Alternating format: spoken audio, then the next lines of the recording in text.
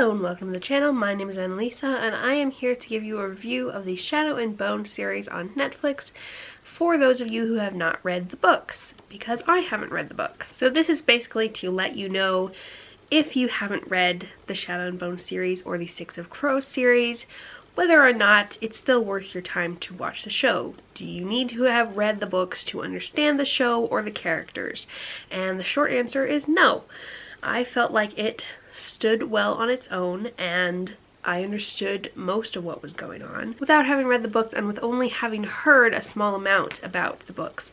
In fact, I would say that the things that I have heard about the series and about the Darkling specifically have actually been more detrimental to my watching experience, because I've mostly heard rumors and theories more than actually what happens in the story, so it ended up being more confusing than if I had my head totally stuck in the sand. First off, I want to let you know that the first episode starts off pretty slow. I was not particularly interested in anything that was happening until about the half-hour mark, so 2/3 of the way through. There was just a lot of introduction and talking about a war and a country that we haven't learned to care about yet because we don't know the characters yet. And I feel like the first episode might have done better if it had devoted itself to exploring the characters rather than the situation they found themselves in.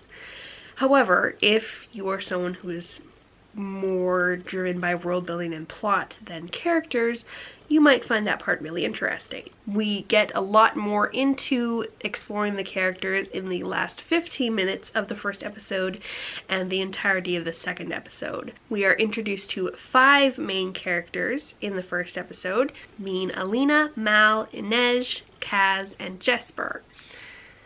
We barely get introduced to Jesper, don't know much about him in the first episode. But Alina and Mal are shown to be very good friends, childhood friends, who have grown up and not grown apart as they've grown up, and are now both part of the army fighting in a war. And Inej, Kaz, and Jesper are shown to be people who move around in the underworld and look for jobs from shady characters and have a lot of darkness kind of hanging over their heads all the time. I found myself liking Inej a lot by the end of the first episode, having a fairly good idea of what Kaz was all about, and being slightly charmed by Jesper. So all in all, even though most of that information got shown in the last 15 minutes, it was still enough to hook me by the end of the first episode. The other exciting thing in the first episode is an actual encounter with magical creatures, which we see a little bit of wind magic and a little bit of fire magic early on in the show, but it's just not all that impressive. But when some magical creatures get introduced, that's when it starts to really feel like a fantasy series and like something that I'm actually interested in. Now, I won't talk in specifics for any of the other episodes, but generally I felt like the plot was intelligible. I pretty much understood what was going on, even though the 2 sets of main characters didn't interact very early on.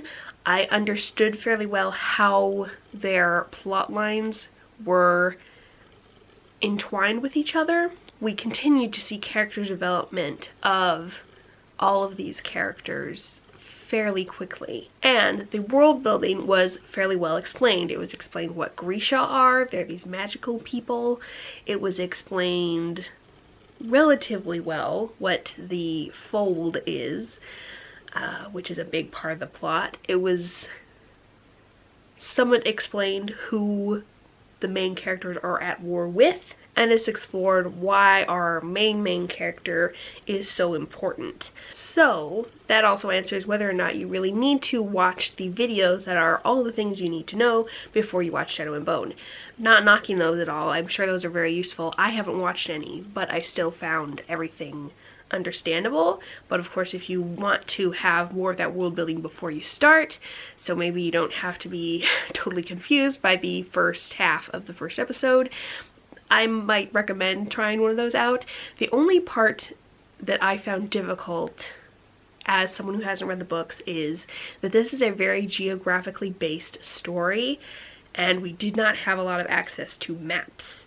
There is a map shown at the very beginning, and there are some from the side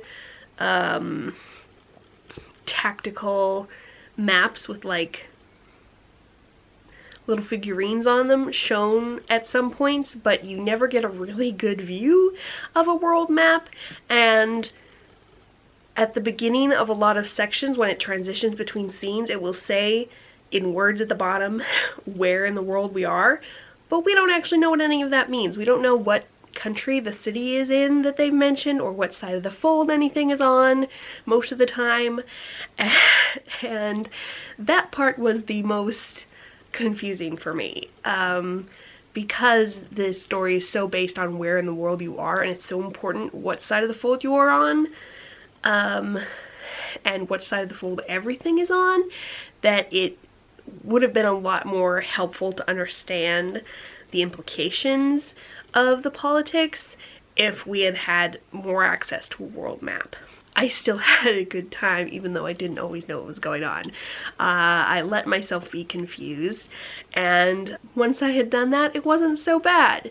What I would personally recommend is just finding yourself a map of the Shadow and Bone Grishaverse world and just looking at it for a bit, and familiarizing yourself, and maybe even having access to that so you can pull it up while watching the show. Topics of interest that might make you want to watch this if you don't know like any of the tropes or fun things about Shadow and Bone. There's a assassin type character who has a thing against killing people. There is fire magic, water magic, wind magic. I haven't seen any earth magic. There's dark magic and there's light magic. There are cool magical creatures. Oh, there's also these people called Heartrenders who can control the blood in your body. It's basically blood bending. A lot of the magic actually is a lot like bending from the Avatar: Last Airbender series. There's healing magic. There's some heists. 2 heists at least. There's undercover work. Little castles and big castles. I think palaces, little palace and big palace. The magic people get to wear cool clothes that are color coordinated according to their skills. The heist team is a little ragtag crew of found family.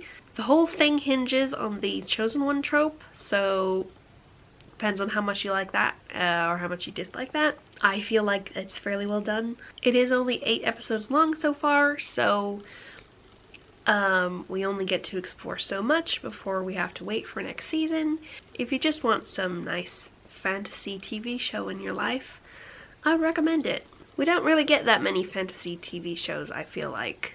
Like, there have been a few big ones, but we have like a couple of big ones. We don't have like a lot of variety and a large number of them to choose from, so I feel like this is nice to have another one and kind of like show the TV industry, the show making industry, that we like it. You should make more of these. If you want more details about my thoughts, I am making a reaction spoilery vlog, so that'll be coming out next week, so watch the show if you want to, and then next week you can come and see what I thought of more of the spoilery aspects. Thank you so much for watching, and I will see you in the next video. Bye!